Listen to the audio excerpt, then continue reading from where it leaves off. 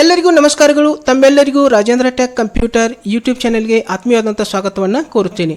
ನಾವು ಕಳೆದ ಕ್ಲಾಸ್ನಲ್ಲಿ MS power point practical class 36 ಇದರಲ್ಲಿ ಮೋಸ್ಟ್ ಯೂಸ್ಫುಲ್ ಶಾರ್ಟ್ಕಟ್ ಕೀಸ್ ಇನ್ MS ಪವರ್ ಪಾಯಿಂಟ್ ಅಂದರೆ MS ಪವರ್ ಪಾಯಿಂಟ್ದಲ್ಲಿ ಅತ್ಯಂತ ಉಪಯುಕ್ತವಾದಂಥ ಶಾರ್ಟ್ಕಟ್ ಕೀಗಳ ಬಗ್ಗೆ ತಿಳಿಸ್ಕೊಟ್ಟಿದ್ದೇನೆ. ನೀವು ಇನ್ನೂ ಆ ಕ್ಲಾಸ್ ನೋಡಿಲ್ಲ ಅಂದರೆ ನಿಮಗಾಗಿ ಇವತ್ತಿನ ವಿಡಿಯೋದ ಡಿಸ್ಕ್ರಿಪ್ಷನ್ನಲ್ಲಿ ಅದರ ಲಿಂಕ್ ಹಾಕ್ತೀನಿ. ತಾವು ಲಿಂಕ್ ಓಪನ್ ಮಾಡಿ ಆ ಕ್ಲಾಸ್ ಕೂಡ ನೀವು ನೋಡ್ಕೋಬೋದು. ಇವತ್ತಿನ ಕ್ಲಾಸು ಒಂದು ಹೊಸ ಟಾಪಿಕನ್ನು ನಾನು ಪ್ರಾರಂಭ ಮಾಡ್ತಾ ಇದ್ದೀನಿ. ಅದು ನುಡಿ ಸಾಫ್ಟ್ವೇರ್. ಅಂದರೆ ನಾವು ಈಗಾಗಲೇ ಇಂಗ್ಲೀಷ್ ಟೈಪಿಂಗನ್ನು ಕಲ್ತಿದ್ದೇವೆ, ಇನ್ನು ಕನ್ನಡ ಟೈಪಿಂಗನ್ನು ಕಲಿಯೋಣ. ಓಕೆ, ಸೊ ಕನ್ನಡನ್ನು ಕೂಡ ನಾವು ಕಲಿಬೇಕಾಗ್ತದೆ.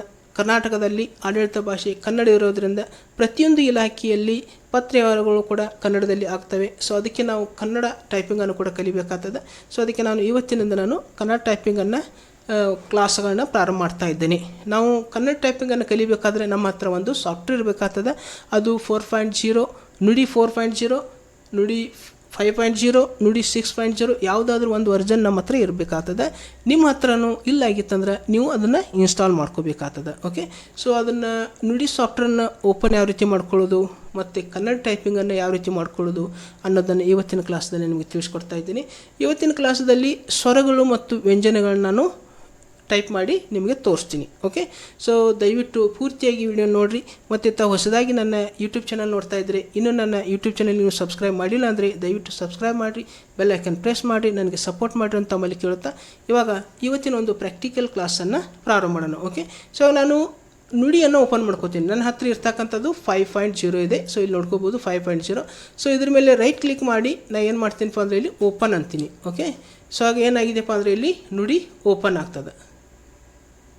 ಸೊ ಇಲ್ಲಿ ನೋಡ್ಕೋಬೋದು, ಇಲ್ಲಿ ನುಡಿ ಓಪನ್ ಆಗಿದೆ. ಸೊ ಇಲ್ಲಿ ನಾವು ಏನು ಮಾಡ್ಬೋದಪ್ಪ ಅಂದರೆ ಇಲ್ಲಿ ಎಲ್ಲನೂ ಬಂದಿರ್ತವೆ. ಇಲ್ಲಿ ಕಡತ, ಸಂಪಾದನೆ, ವಿನ್ಯಾಸ, ಆಯ್ಕೆ, ತೋರಿಸು, ಉಪಕರಣಗಳು, ಕಿಟಕಿ, ಸಹಾಯತಳೆ, ಇವು ಇಂಗ್ಲೀಷ್ನಲ್ಲಿ ಇದ್ದಂಥವು ಎಲ್ಲನೂ ಕನ್ನಡದಲ್ಲಿ ಟ್ರಾನ್ಸ್ಲೇಟ್ ಮಾಡಿ ಇಲ್ಲಿ ಸಾಫ್ಟ್ವೇರ್ದಲ್ಲಿ ಇಡಲಾಗಿದೆ.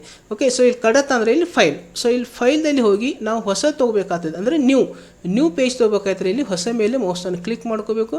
ಇಲ್ಲಿ ಓಕೆ ಮೇಲೆ ಕ್ಲಿಕ್ ಮಾಡ್ಕೋಬೇಕು. ಓಕೆ, ಇವಾಗ ನಮಗೆ ಒಂದು ಹೊಸ ಪೇಜ್ ಇಲ್ಲಿ ಓಪನ್ ಆಗಿದೆ. ಓಕೆ, ಇಲ್ಲಿ ನಾವು ಇಂಗ್ಲೀಷನ್ನು ಟೈಪ್ ಮಾಡಿದಾಗ ನಮಗೆ ಕನ್ನಡ ಅಕ್ಷರಗಳು ಬರ್ತವೆ.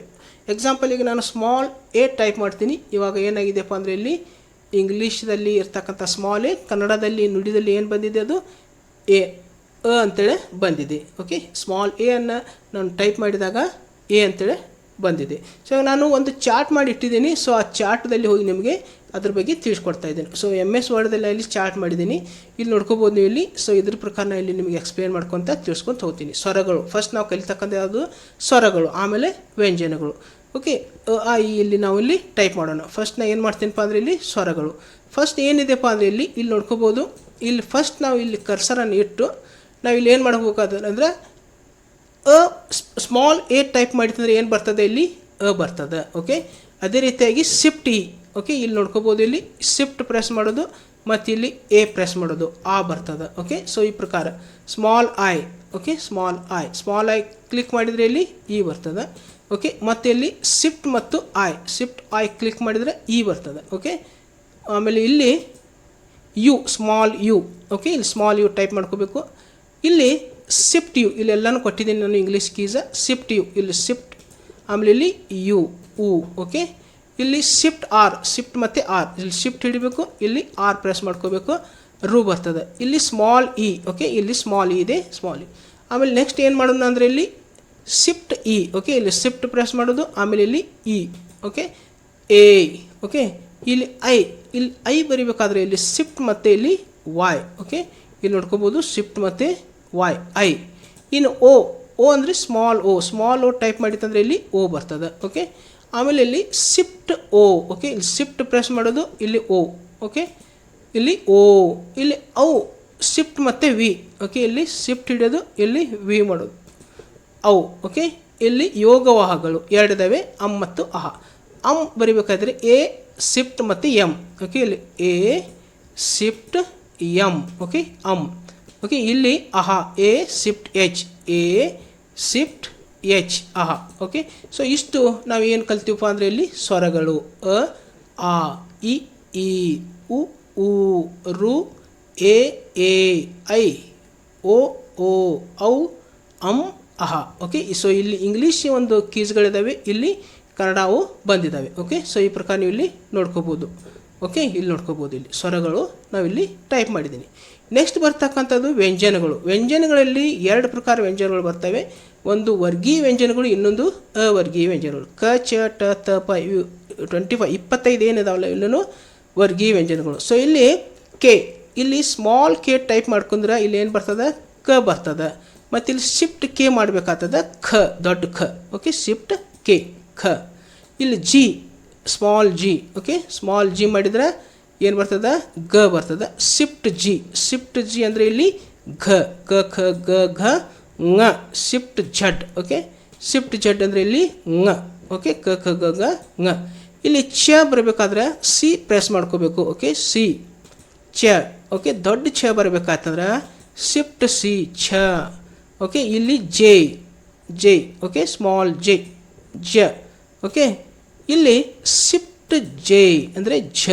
ಓಕೆ, ಇಲ್ಲಿ ಝಡ್ ಸ್ಮಾಲ್ ಝಡ್ ಹೊಡೆದ್ರೆ ಇಲ್ಲಿ ಅಂತಂದರೆ ಯ. ಓಕೆ, ಕ ಖ ಗ ಗ ङ, ಚ ಛ ಜ ಜ ಯ. ಆಮೇಲೆ ಇಲ್ಲಿ ಟ ಟೈಪ್ ಮಾಡ್ಕೋಬೇಕು. ಇಲ್ಲಿ ಕ್ಯೂ ಟೈಪ್ ಮಾಡಿದರೆ ಟ ಬರ್ತದೆ, ಟ. Shift Q. ಓಕೆ, ಠ. ಇಲ್ಲಿ ಡಬ್ಲ್ಯೂ ಟೈಪ್ ಮಾಡ್ಕೋಬೇಕು, ಡಬ್ಲ್ಯೂ. ಓಕೆ, ಡ. Shift W. ಓಕೆ, ಶಿಫ್ಟ್ ಮತ್ತು ಡಬ್ಲ್ಯೂ, ಢ. ಟ ಠ ಡ ಡ. ಶಿಫ್ಟ್ ಮತ್ತು ಎನ್.